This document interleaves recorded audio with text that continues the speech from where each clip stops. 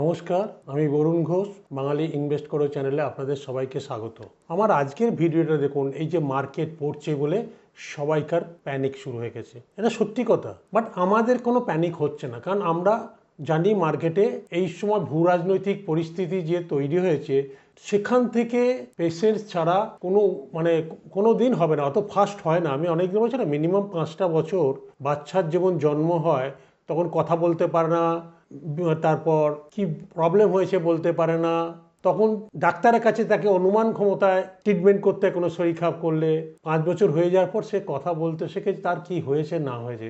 যেহেতু আমাদের এই মার্কেটে অনেক দিন হয়ে গেছে, কারণ আমরা 2008-এও এরকম দেখেছি, কোভিড ছেড়ে দিন, কোভিডের সময় আমরা কেউ বেরিয়ে যাইনি, হাফ হয়ে গেছিল মার্কেট।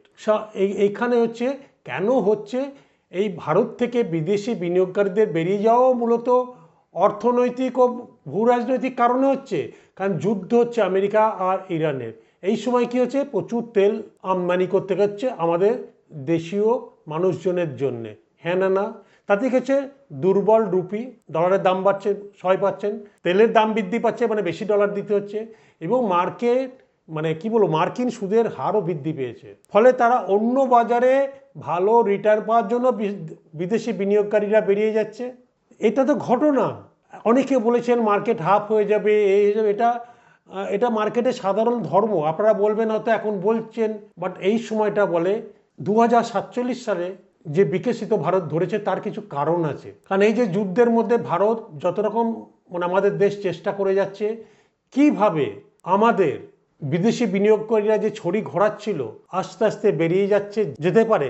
কিন্তু কি এমন জিনিস করেছে দেশের সরকার যে দেশীয় বিনিয়োগকারীরা আস্তে আস্তে করে ইনভেস্ট করে যাচ্ছে আগের থেকে, সেই জন্য মার্কেট পড়ছে না। কারণ বিদেশি বিনিয়োগকারীরা ভারতে আসছে সুখের পায়রা। আমি আবার বলেছি, আগেও বলছি, ওরা আপনি সবাই সুখের পায়রা, যেখানে ভালো দেখবো সেখানেই আমরা ঝাঁপ মারবো। আর যারা ট্রেডিং করে তারা বা যারা ইনভেস্ট করে তারা জানে, কারণ রুপির দুর্বলতা হলে বিদেশি বিনিয়োগকারীদের রিটার্ন কমে যাচ্ছে। কারণ রুপি ডলারের বিপরীতে দুর্বল হলে তো হবেই। তেলের দাম বৃদ্ধি, ব্রেন্ট ক্রুড 100 থেকে 110 প্রতি ব্যারেলে ছাড়িয়ে যাওয়ার, এই যে ভারতের মুদ্রাস্ফীতি এবং কারেন্ট অ্যাকাউন্টে ঘাটতি হচ্ছে, কারণ বেশি ডলার দিতে হচ্ছে। কারণ এখন 3 নম্বরে যে মার্কিন ট্রেজারি বন্ডের নিরাপদ ও উচ্চ রিটার্ন পাওয়া যাচ্ছে, ফলে ভারত সহ, শুধু ভারতে না, ভারত সহ উদীয়মান বাজার থেকে অর্থ বেড়ে, যারা এরকম উদীয়মান, ভারতীয় বাজার কিন্তু উদীয়মান বাজার, আবার বলছি, কারণ তারা অন্য বাজারে সুযোগ নিচ্ছে, দক্ষিণ কোরিয়া, তাইওয়ান, কারণ এখানে এআই চালিত শেয়ার বাজারে ভালো রিটার্ন পাওয়া যাচ্ছে, যেখানে বিনিয়োগকারীদের আকর্ষণ বাড়াচ্ছে। তো ঘটনা এটা, তা বিদেশিরা বেরোচ্ছে। আবার যখন ভারত সরকারের যখন হবে, এই সময় কি করতে হয়, ওরা যখন বেরিয়ে যাচ্ছে, তখন আমাদের এই ভূরাজনৈতিক অস্থিরতার মধ্যে, এই যে পশ্চিম এশিয়ার সংঘাত, মার্কিন ইরান উত্তেজনা, বিনিয়োগকারীদের ঝুঁকি মনে করছে, এড়াতে বাধ্য করছে ঝুঁকিটাকে, তখন কি হচ্ছে, মার্কেট পড়ছে। আর আপনাকে কি বলছে, ভারত বলছে আত্মনির্ভর ভারত হব।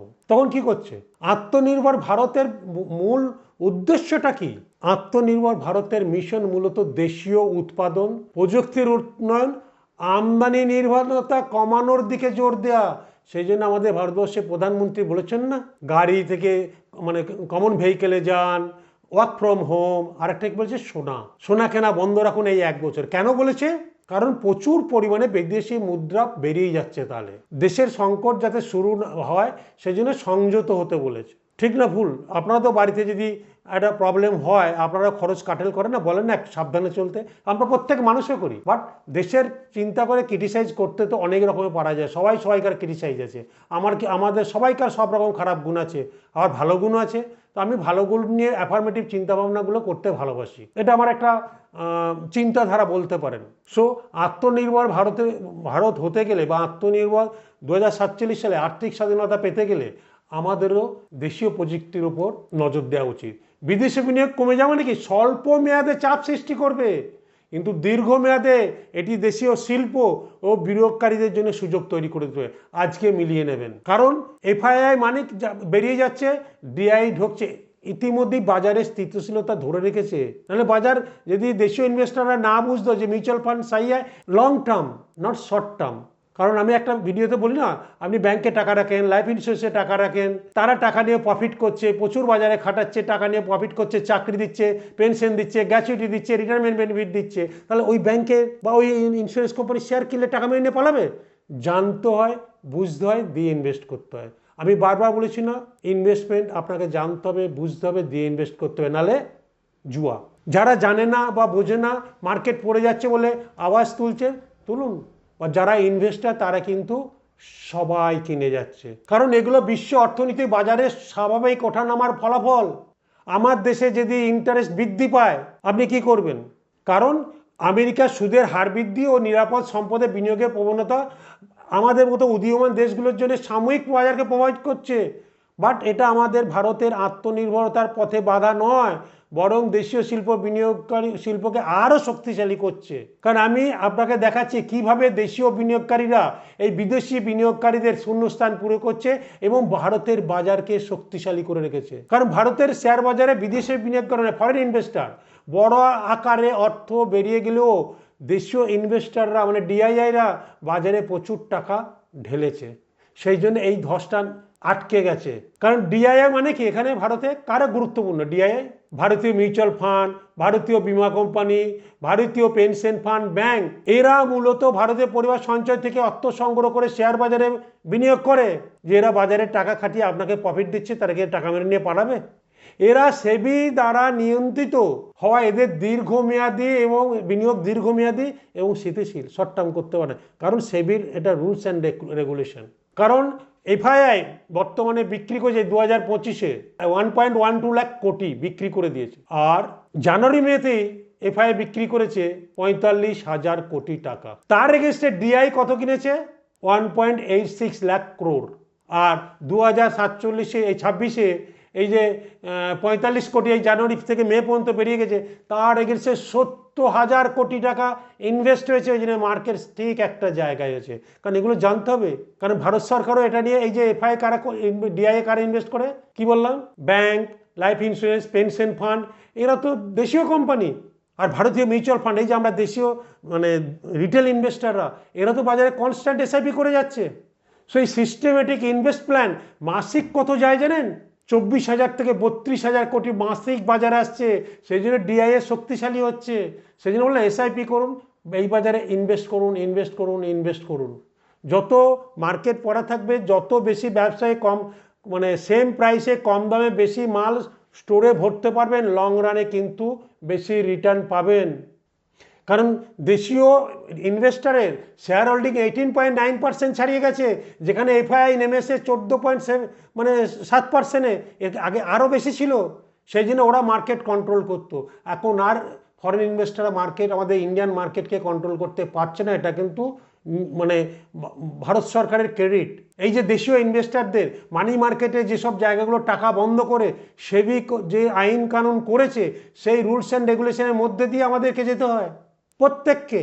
কারণ এফআইআই হচ্ছে বিদেশি ফান্ড বা গ্লোবাল বাজার, আর ডিআইআই হচ্ছে ডোমেস্টিক, ভারতীয় পরিবার বীমা পেনশন, এগুলো হচ্ছে ডোমেস্টিক। এরা স্বল্পমেয়াদী মানে ইনভেস্টার, যখন সুদের হার আর ডলারের উপর নির্ভরশীল। কারণ দীর্ঘমেয়াদী এই, আর দেশীয় হচ্ছে দীর্ঘমেয়াদী, এই দেশীয় অর্থনীতির উপর নির্ভরশীল, পয়সা পাবেন। কারণ এই ডিআইরা কী করে, এই এফআইআইরা দুটো বিক্রি করে আর বা কেনে দিয়ে বাজারে অস্থির। যেই কিনবে বাজার উঠে যাবে, যেই বেচবে বাজার পড়বে। সেগুলো জানতে হয়, বুঝতে হয়। এখন কি বলছি আমি, বাজারে এই সময় যারা এসআইপি করছেন তারা মনে রাখবেন সব থেকে পুণ্যবান হবেন। কারণ এই যে নিচে যত নামছেন, আপনি ইউনিট কিনছেন সেম প্রাইসে, ইউনিট দাম কমা মানে ইউনিট বেশি পাওয়া যায়। সেটা আমি অনেক ভিডিওতে বলেছি, নাহলে আমার ভিডিও আছে দেখে নেবেন। More unit is equal to more gain. কারণ যত মোর ইউনিট পাবেন, মোর আলফা জেনারেট করবেন। এবং same price in the same range, এটা অনেক দিন ধরে সেম রেঞ্জের মধ্যে আজ 2 বছরের উপর ঘুরছে। আপনি কত ইউনিট অ্যাকুইজিশন করছে, যাদের এসআইপি আছে, হ্যাঁ, যারা লামসাম এনেছে, যারা উপরে খেলে তারা পেশেন্স নিন, পয়সা দেবে। আপনারা নিজেরা দেখেছেন বাজার যখন 73 পড়ে আবার 86 গিয়েছিল, সবার প্রফিট, আবার বাজার ঘুরবে। শুদ্ধ এই যুদ্ধের এইটুকু পেশেন্স রাখুন, পয়সা আপনাকে দেবে। আর যদি মনে করেন না দেবে না, তাহলে আপনার জিনিস আপনি বুঝবেন। কারণ আমি বলি না, লং টার্মে ইনভেস্ট করলে বাজারে আপনাকে পয়সা এনে দেবে। কারণ বিদেশি বিনিয়োগকারীরা বেরিয়ে যাওয়া মানে ভারতের যে আত্মনির্ভরতার পথে বড় বাধা নয়। কারণ এখানে ডিআইআই এখন প্রধান শক্তি। দেশীয় সঞ্চয় আর বিনিয়োগের সংস্কৃতির ঢল নেমেছে। প্রত্যেক মানুষের এসআইপি বোঝে যে সেভিংসের থেকে এসআইপি করা অনেক বেটার। কারণ এটা প্রমাণ করছে ভারতীয় অর্থনীতি ক্রমশ বিদেশি মূলধনের উপর কম নির্ভরশীল হচ্ছে। আপনারা বলুন না, কত মানুষ আজকে এসআইপি করে করে করে এসআইপি করছে। যারা এসআইপি করছে দেখুন, গত 2 বছরে যারা এসআইপি করেছে তাদের যদি মানে মোটামুটি কারণ নেগেটিভ নেই যারা এসআইপি করেছে এই 2 বছরে আগে থেকে। আপনারা নিজেরা খুলে দেখুন, যদি কেউ করে থাকেন তারা এই কামিং লাস্ট 2 ইয়ার্স ধৈর্য ধরে ইনভেস্ট করেন, কারণ মার্কেট উঠছে নামছে, রুপি কস্ট অ্যাভারেজিং হচ্ছে, মানে ইউনিটের কখনো দাম বাড়ছে ইউনিট কম, কখনো দাম কমছে ইউনিট বেশি, ফলে অ্যাভারেজ হচ্ছে। ঠিক না ভুল? কারণ এসআইপি কী করছি আমি একটা হিস্ট্রি আপনাদেরকে আবার দিচ্ছি, আপনারা সবাই জানেন যারা আমার ভিডিও দেখে, প্রত্যেক মাসে এসআইপি ক্যালকুলেটার নিন, যার যেমন ক্ষমতা। কারণ ক্যালকুলেটারে 500 টাকা, 1000 টাকা, 2000 টাকা, 3000 টাকা থেকে 1 লাখ টাকা পর্যন্ত দিন একটা ফান্ডে। টেনিওর দিন 10 ইয়ার্স অ্যান্ড অ্যাবাভ, প্রথমে 10 বছর দিয়ে দেখুন, তারপর 15 বছর দিয়ে দেখুন, তারপর 20 বছর দিয়ে দেখুন, তারপর 25 বছর দিয়ে দেখুন, তারপর 30 বছর দিয়ে দেখুন। দেখুন না পাওয়ার অফ কম্পাউন্ডিং কত হবে, কত বাড়ছে যত সময় দেবেন। সময়টা এখানে বেশি ইম্পর্টেন্ট। শর্ট টার্ম দেখে নিজেরা ধৈর্য মানে হারাবেন না, পেশেন্স দরকার। কারণ এই আর্থিক সন্তান যখন 20-25 বছর হয়, রোজগার করতে থাকে, আপনাকে নির্ভর দেয়, এই আর্থিক সন্তান কোনো দিন আপনার সঙ্গে বেইমানি করবে না, না না। এ আপনাকে একটা উচ্চ জায়গায় নিয়ে যাবে। কারণ এই মার্কেটটা হচ্ছে এখন কেনার সুযোগ দিয়েছে, এরকম সুযোগ কিন্তু অনেক সময় পাওয়া যায় না। কোভিডের সময় দিয়েছিল, বাট কিছু মাসের জন্য দিয়েছিল, এরকম লং টার্ম ধরে দেয় না। আর দিয়েছিল 2008 সালে। যারা ইনভেস্ট করেছে তারা জানেন তাদের রিটার্ন কি। আপনারাও এই ঝড়টা পেরিয়ে গেলে আপনারাও বুঝতে পারবেন এই মার্কেটটা আপনাদের জন্য কত বড় আশীর্বাদ ছিল। কারণ এই অর্থ একটা নির্দিষ্ট বিনিয়োগকারীরা প্রতি মাসে একটা নির্দিষ্ট পরিমাণ অর্থ মিউচুয়াল ফান্ডে দিচ্ছে। আপনার একটা ক্যালকুলেটারে দেখুন রিটার্নটা আপনি 12 থেকে 15%, যেটা যদি মানে গ্যারান্টেড না, বাট অ্যাভারেজ এরকম হিস্ট্রি বলছে এরকম ভালো পরামর্শ নিয়ে করলে আপনি পাবেন। আপনি 12 থেকে 15% একটা অ্যাভারেজ রিটার্ন দিন, আর ইয়ারটাকে বলে দিলাম, দেখুন না কত করে হচ্ছে। কারণ এই ছোট ছোট মাসিক বিনিয়োগে কিন্তু দীর্ঘমেয়াদী বড় মূলধনে পরিণত হয়। সেই জন্যে এফআইআই হঠাৎ করে বিক্রি করলেও বাজারে ধস নামছে, কিন্তু এসআইপি থেকে আসা এই যে নিয়মিত অর্থ ডিআইএ ক্রয় ক্ষমতা রাখছে, সেই জন্য বাজারে পড়তে দিচ্ছে না। সো যত লং টার্মে ইনভেস্ট করবেন, দেশীয় ইকোনমি গ্রো করবে। আর 2047 সালে যে আর্থিক স্বাধীনতা মানে কি আত্মনির্ভর ভারত, সেটাও কাজে দেবে। কারণ বিদেশি শক্তির জন্যেই কিন্তু আমাদের মাঝে মাঝে আটকানোর জন্য ফোর্স করতে হয়। আর যে কিন্তু সেই একই জায়গায় ঘোরাফেরা করছে 86 থেকে 74, 75, এখানেই ঘোরাফেরা করছে। যুদ্ধরা থেমে তেলের এই যে বলছি না, আপনারা একটু নিজেরাও সংযত হন না। খরচা বিপদের সময় সবাই তো বাড়িতে খরচা সংযম হয়, যখন কোনো কিছু একটা বাড়িতে আর্থিকভাবে ধস আসে, তাহলে এখানেও তাই নিয়ম। আগামী 1 বছর ভারত সরকার বলছেন বিয়ে থা বা সোনাদানাটা ডিজিটাল ক্রয় করে রেখে দিন না, ডিজিটাল করুন, ফিজিক্যাল না কিনে। 1 বছর পর যেই দরকার দেবেন। তেল আমদানি যতটা সম্ভব কনভিয়েন্স বলছে না, গণপরিবহন ব্যবহার করুন, বাড়িতে ইন্ডাকশন ব্যবহার করুন। কারণ আমাদের এত বড় পপুলেশনে তেল আমদানিটা প্রচুর লাগে, সরকারকে তো সেগুলোও দেখতে হচ্ছে। সেই জন্য বলছে ওয়ার্ক ফ্রম হোম, গণপরিবহন, যেটা সম্ভব যার যেরকম। তাহলে কিন্তু দেশের মানে বলবো অর্থনৈতিক গতি আরও বাড়বে। কারণ এফআইআর বললাম না, এসআইপি থেকে 24,000 থেকে 32,000 কোটি প্রত্যেক মাসে বাজারে ঢালছে। এসআইপি মানে তো মান্থলি। তা এই টাকা যদি ধরে নিজের বাজারকে নিজে শক্তিশালী করছে ভারত, এটাই হচ্ছে আত্মনির্ভরের মূল ভাবনার সাথে মিলে যাচ্ছে। যে দেশীয় মূলধন এবং উৎপাদনকে অগ্রাধিকার দেওয়া হচ্ছে, দেশীয় ইনভেস্টমেন্ট হচ্ছে দেশের টাকায়। সেই জন্য বিদেশি বিনিয়োগ ভারত থেকে বেরিয়ে যাওয়ার জন্য শর্ট টার্মে ঝুঁকি, কারণ লং টার্মে ঝুঁকি নয়। কারণ দেশীয় ইনভেস্টররা বাজারকে ধরে রেখেছে, তাই না? সো পেশেন্স রাখুন, দেখতে থাকুন না, কিনে যান, কিনুন এই বাজারে যদি আপনার ক্ষমতা থাকে একটু একটু করে। আর নাহলে এসআইপি যারা চলছে চালিয়ে যান। যদি অ্যাডিশনাল বাই করার ক্ষমতা থাকে তাহলে অ্যাডিশনাল বাই করুন, আপনাকে পয়সা দেবে। কারণ এক জায়গায় থাকতে পারে না, ঘুরবে। এতদিন প্রফিট দিয়েছিল, সুখের পায়রারা প্রফিট খেয়ে এখন পালাচ্ছে। আর দেশীয় ইনভেস্টাররা এত জেগেছে তারা মাসের পর মাস কিনে যাচ্ছে, ফলে বাজার পড়ছে না আর তাদের জ্বলছে। আবার দেখুন না সুখের পায়রা যেদিন আসবে, কারণ তারা দেখছে এলটিসি চাপিয়েছে। আমার দেশের জন্য তো এলটিসি চাপিয়েছে, সরকার রক্ষণাবেক্ষণ করবে, আপনাকে দেবে। তাহলে সরকার চলবে কি করে? ট্যাক্স না দিলে, আমরা যদি ইনকাম করছি ট্যাক্স না দিই, তা এগুলোও পার্ট। সবসময় বলো না পজিটিভ, টাকা বেরোলে যদি রোজগার করে টাকা দিতে হয় কারোর গায়ে লাগবে না। আপনার যে মিউচুয়াল ফান্ডের রোজগার হয় ট্যাক্স দেবেন। ইন্স্যুরেন্স বা ব্যাংক যেগুলো গ্যারান্টেড, সেগুলোতে টেনশন নেই, বাট বর্তমান যুগের যা ইনফ্লেশন সেটাকে বিট করা কিন্তু খুব কষ্ট। ওই জন্য সরকার সব রকম অপশন আপনার সামনে রেখে দিয়েছে। আপনার যেটা চয়েস, যেটা মনে হবে, এফডি করবেন না এমআইএস করবেন না পিপিএফ করবেন না পেনশন পলিসি করবেন না এন্ডোমেন্ট পলিসি করবেন, আপনার চয়েস। আবার অনেকে term insurance, health insurance, skill development budget আর এসআইপি করে। কারটা বেটার? আমি তো আগে তো যারা করেছে তারা তো সবাই জানে দে আর পজিটিভ, বাট আমার এই চ্যানেল 2023 সেপ্টেম্বর থেকে চালু হয়েছে। সেই 2.5 বছরের জার্নিতে আমি প্রচুর মানুষকে দেখেছি।